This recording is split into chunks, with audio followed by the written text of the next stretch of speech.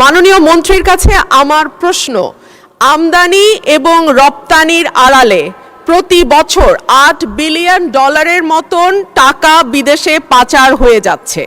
মাননীয় মন্ত্রীকে আমাদের বলবেন এই ধরনের পাচার বন্ধ করবার ক্ষেত্রে বাণিজ্য মন্ত্রণালয়ের কিছু করবার আছে কিনা, যদি থাকে সেটি কি, এবং এই ব্যাপারে সরকারের কোনো উদ্যোগ আছে কিনা। ধন্যবাদ মাননীয় স্পিকার। ধন্যবাদ মাননীয় সদস্য। মাননীয় মন্ত্রী।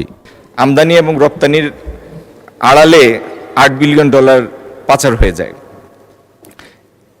মাননীয় স্পিকার, এটা একটা পারসিভড অ্যামাউন্ট। এখন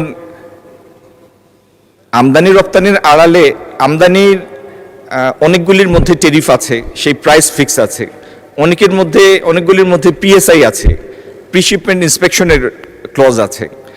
যদি এই প্রিশিপমেন্ট ক্লজ এবং টেরিফ ভ্যালুর বাইরে কোনো পণ্যের মধ্যে যদি এরকম কোনো দুর্বলতা থাকে যেটিতে বেশি পাচার হয়ে যাচ্ছে, এটি একটি স্টাডি গবেষণার বিষয় মাননীয় স্পিকার। এটি শুনতে বা বলতে যেরকম সোজা মনে হয়, হাজার হাজার পণ্য বাংলাদেশে আসে এবং বাংলাদেশে পণ্য এবং সেবা মিলে, আমি একটা ধারণা দেওয়ার জন্য বলছি, গত বছর আমাদের আমদানি ছিল